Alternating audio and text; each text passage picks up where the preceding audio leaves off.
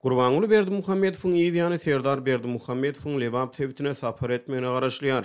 Azatlyk radiosynyň Lewap welaýatyna çeşmeleri sebitde Serdar Berdimuhammedowyň saparyna görülýän taýýarlyk işleriniň Gurbanuly Berdimuhammedowyň saparyna görülen taýýarlykdan tapawutlanmaýanyny aýdýarlar.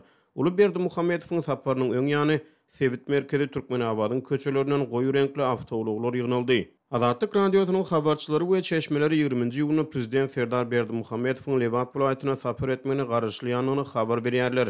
Munyň bilen baglykda şu günler Türkmenabadda güýçli depgine arasaçylyk işleri alınıp barlyar. Sebitdäki çeşmelerimiz Türkmenabadda alınıp barlayan taýýarlyk işlerini Halk Maslahatynyň başlygy we eks-prezident Gurbanuly Berdimuhammedowyň saparyna görülen taýýarlyk işleri bilen deňeşdirýärler. Gurbanuly Berdimuhammedow 9-njy ýylyna Sebitde sapar etdi. Azatlygyň habarçylary Sebitde Uly Berdimuhammedowyň saparyna tas bir ay öňünden taýýarlyk görülüp başlananyny habar berýärler. Gurbanuly Berdimuhammedowa has uly taýýarlyk görüldi. 5-nji 10-njy iýun aralygynda Türkmenabadda gara, gyzyl, ýaşyl, gök we beýleki goýu renklerdäki awtouloglaryň köçä çykmagyna ruhsat berilmedi. Köni hususy awtouloglaryň köçä çykmagyna gadagynçylyk girdildi. Gadagynçylyga garamazdan köçä çykan goýu renkli awtouloglar polisiýanyň ýol gözegçiligi gulluk tarapyndan saklandy we jerime durulgularyna äkidildi. Diýip Azatlyk radiosynyň çeşmesi aýdýar. Onun maglumatlaryna görä jerime durulgulary awtouloglardan dolan soň häkimetler saklanan awtoulaglary Türkmenabad şäheriniň gün ortasyna ýerleşen Zerger etrapçasyna bir poligona ýerleşdiripdirler. Ýöne gyzykly ýeri bu poligon Mary Türkmenabad demir ýolunyň üstünden geçýän köprüden görünýän ekeni.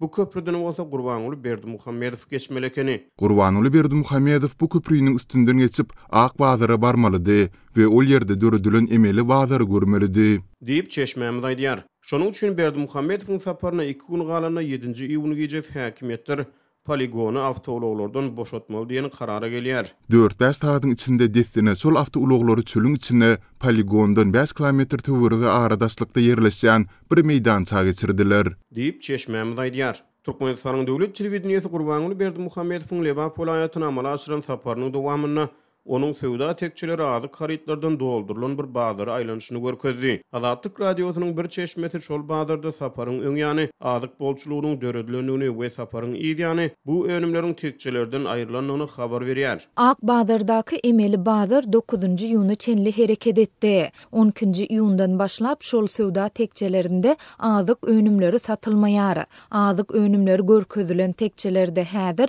aýal gyzlar üçin köýneklik mata, jorap, çeş tahya, yaka we beýleki haritlar satylýar. Diýip Azatlyk radiosynyň Sebitdäki çeşmesi habar berýär. Şol bazarda 2021-nji ýylyň 22-nji 30-njy dekabra aralygynda hemde 2022-nji ýylyň 9-njy iýuny aralygynda azyk önümleriniň satylýandygyny gördüm. Başga wagt ol ýerde hemişe ýanky agzap geçen haritlarym satylýar. Diýip çeşme sözüniň üstüne ýetirdi. Azatlyk radiosynyň çeşmeleri Serdar Berdimuhammedowyň Lewap welaýatyna etmeni garaşlyan saparynyň 20-nji iýuny meýilleşdirilýändigini, ýöne munyň henüz takyk däldigini aýdýarlar.